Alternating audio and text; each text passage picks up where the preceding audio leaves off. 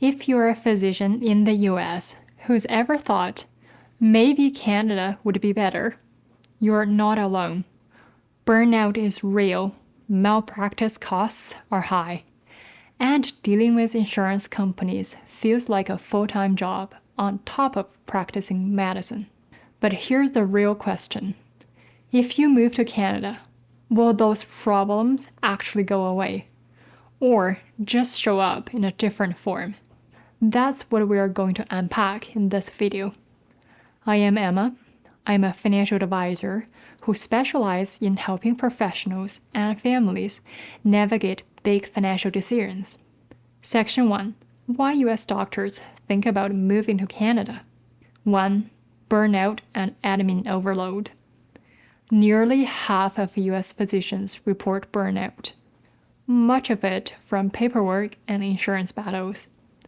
In Canada, most billing runs through one payer, the provincial health plan, so no more insurance battles. 2. Malpractice environment. In the US, malpractice insurance can be a major financial burden. In Canada, nearly all physicians are covered by the CMPA, which many provinces subsidizing premiums as well. 3. Value alignment. Canada's publicly funded system attracts doctors who want to spend more time with patients and less time fighting billing departments. 4. Recruitment and immigration. Provinces like Ontario and BC are actively streamlining pathways for US-trained doctors, while federal immigration programs prioritize healthcare professionals. Section 2. What doctors should research before making the move. 1. Licensing and credential recognition. Every province has its own college. US board-certified doctors may qualify for faster pathways, but not always. 2. Compensation and billing models. The income for family physicians is in the range of $308,000. For specialists, it's $394,000. For surgical specialists, it's $531,000. Payments come from provincial governments, not private insurers. 3. Taxes and incorporation. Top personal tax rates can exceed 50%. Many physicians incorporate to access small business rates. It's in the range of 11 to 13%. But only physicians who are self-employed can incorporate. Salaried hospitals employees, you really cannot. 4. Cross-border finances. What happens to your investment accounts? For 401ks, 403bs, and IRA accounts, generally, they can maintain the tax-deferred status in Canada until withdrawal. For a Roth IRA, it can remain tax-free if no contributions are made after moving and the treaty election is filed. For the Education 5 to 9 plans, growth is taxable in Canada. Many keep them for US education or certain Canadian universities. 5. Lifestyle and climate. In Vancouver, the weather is mild and rainy. The average annual temperature is around 10 degrees Celsius. In Toronto, it has 4 true seasons. The average annual temperature is 8 degrees Celsius.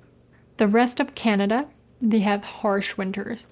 Some places go as low as minus 40 degrees, but there are warm summers.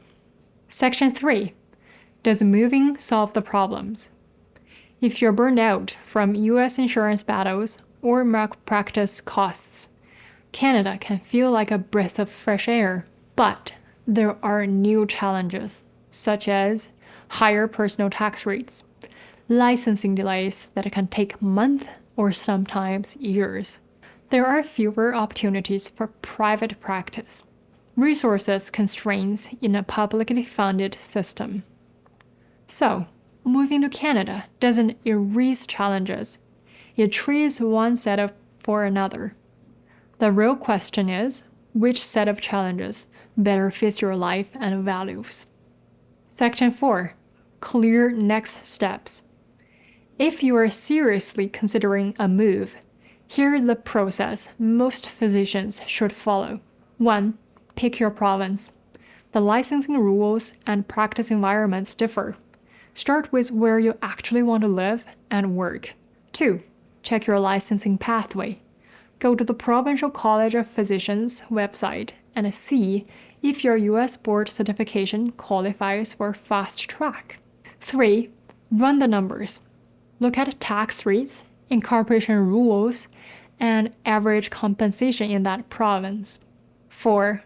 Review your cross-border finances. Get clarity on what happens to your 401k, Roth IRA, or 529 plans. 5.